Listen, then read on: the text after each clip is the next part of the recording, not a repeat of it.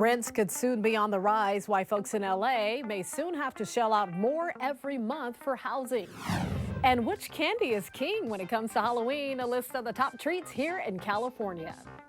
Hello, everyone. You're watching The Rundown. I'm Robin Winston. More on those stories in a moment. But first, record high gas prices once again all across Southern California. For LA County, Tuesday marked the third day in a row we hit a record. Here's a look at the average prices. So we have $6.49. That's about what you're paying in LA County. It's slightly less in Orange, Riverside, San Bernardino, and Ventura counties. Analysts say prices will come down when local refineries recover from unexpected outages. We should also get a break when they start producing the cheaper winter blend fuel. Music fans are mourning the loss of country superstar Loretta Lynn. Lynn passed peacefully in her sleep at her home in Tennessee. She was Country Music Association's Vocalist of the Year 3 times. Flowers were placed on Lynn's star on the Hollywood Walk of Fame Tuesday afternoon. Lynn received that star on Vine Street in 1978. Loretta Lynn was 90 years old. The LA City Council has voted to end long-standing renter eviction protections by next February. These protections have been in effect since March 2020. Landlords in the city will once again be able to evict tenants for unpaid rent, even if they've been affected by COVID. The vote came just hours after the Keep LA House Coalition held a rally in front of City Hall, urging council members to keep the protections in place.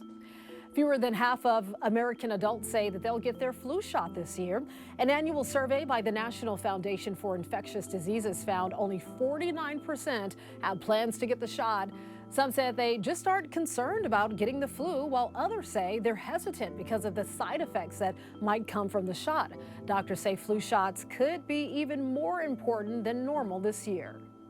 People have taken off their masks and people are traveling and socializing like normal. For people who've never been exposed to the flu virus, for them it will be a much worse of a disease. Doctors say children are especially vulnerable to the flu this year. That's because they've been wearing masks and also staying away from other kids during the pandemic and not building up immunity. All right, if you're hoping for more comfortable temperatures, just hang in there. Meteorologist Belinda Leon is here to let us know when temperatures will finally cool down. Hi there. We're stuck in this repetitive weather pattern where during the overnight hours we have a combination of mostly clear skies with that marine layer, but gradually we get to the sunshine. During the afternoon, temperatures in the 80s and 90s for inland areas. High pressure is in control, but very soon that area of high pressure is going to start to break down and we're going to have some cooler weather. For example, take a look at the trend in Moreno Valley. It's October, but we've got 90s in the forecast all the way through Saturday. Temperatures start to come down for the second half of the weekend, and it's finally going to feel like fall at the beginning of next week as an area of low pressure approaches our area. In fact, some models are suggesting a chance for some rain. It's still a very small chance, but stay tuned and we'll keep you posted. For right now, stay cool and hydrated. We're looking ahead to a cool down. The LAPD is looking for the shooter who killed an Inglewood rapper known as Half Ounce. He's the third rapper to be shot and killed in LA County in less than a month. The 33-year-old rapper, whose real name is LaTorshay O'Brien, was shot outside the front gate of an apartment complex in Koreatown late Monday night. We're also getting a look at surveillance video showing a dark SUV pulling up to the complex, and then just moments later, the SUV speeds off. I saw the guy like running down from the little hill and just hopping in the car and taking off. Police are looking into the possibility that there were 2 people in the SUV and the gunman was likely the passenger. O'Brien was a father of 3. The motive for the shooting is not known. A long standoff at a Newport Beach neighborhood ended late Tuesday night with police arresting an armed carjack suspect. The crime spree started with 2 carjackings, one at Fashion Island, the other at an office building. That frightening moment was caught on camera. Oh, he's trying to carjack. He's carjacking this guy right now. Police say the suspect drove to a home that's under construction. One of the workers at the site says the man confronted them and demanded they help him hide. We just saw a guy climb up the house and just told me to give him the clothes, but I didn't want to give him the clothes. Give him your what? My clothes. Your clothes? Yeah, so he could get away. Police say the suspect stayed at that construction site for several hours. The SWAT team came out, K-9s were there, and then late Tuesday night, the suspect finally gave up. Followhome robberies seem to be a huge trend during the pandemic, often with violent or even deadly results. But now cases are dropping. The LAPD announced that Followhome robberies have declined about 60% since they launched a task force to fight these crimes last year. They say 113 people have been arrested on charges including murder, attempted murder, and robbery. Detectives say they've connected 22 street gangs to many of the robberies. Victims were often targeted leaving restaurants and nightclubs while wearing expensive jewelry or watches.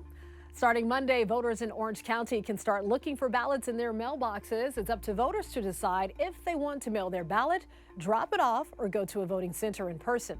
This November, OC voters will decide on 73 city offices, 20 local measures, and more than 60 school district races and 7 state propositions. The OC registrar says he needs to hire 1,000 people to work through the election cycle. And one of the biggest contests in the country is the LA mayoral race. So next week, join NBC4's Colleen Williams, Conan Nolan, and Telemundo 52's Dunya Elvir as we host the last televised mayoral debate before Election Day. You might have some questions for the candidates, so share them with us. All you have to do is scan the QR code right there on your screen. Those questions will be part of the live debate. The debate will air on NBC4 and Telemundo 52 at 7 p.m. on Tuesday. A nonprofit in Garden Grove is now offering mammogram screenings in-house. Families Together of Orange County is the OC's first community health center to do so. A ribbon-cutting ceremony was held Tuesday to celebrate the program's launch. Patients will now have access to mammogram screenings in a matter of days rather than having to wait months.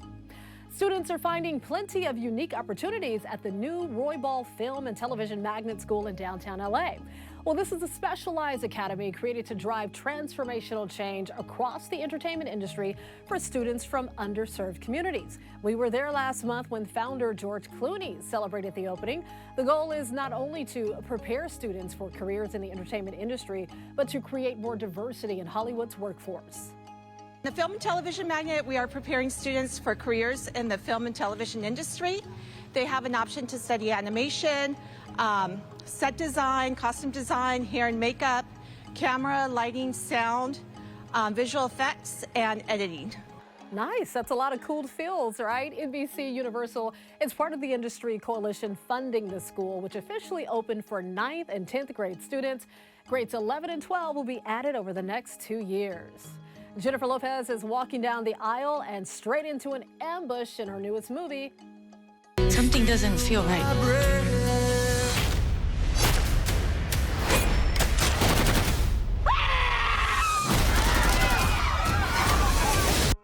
Lopez and Josh Duhamel spend the first part of their happily ever after handcuffed to each other, trying to rescue their wedding guests from pirates. The movie, called Shotgun Wedding, was filmed on location in the Dominican Republic. It premieres globally next January on Amazon Prime Video. With Halloween just around the corner, we're rounding out the most popular Halloween candies in California. So if you want to win some brownie points among trick-or-treaters, check out this list. So we have Reese's Peanut Butter Cups. That is the most popular candy in our state. That's one of my favorites. Second place goes to M&M's, followed by Skittles. The online candy retailer candystore.com came up with the rankings based on Halloween candy sales data from the past 15 years. Americans are expected to spend $100 on average for Halloween candy, along with decor and costumes. You can always get news and weather updates on the NBCLA app and our website, NBCLA.com. And be sure to tune into Today in LA on NBC4 weekdays from 4 to 7 a.m. I'll be helping you get around with the traffic reports throughout your morning commute. I'll see you next time on The Rundown.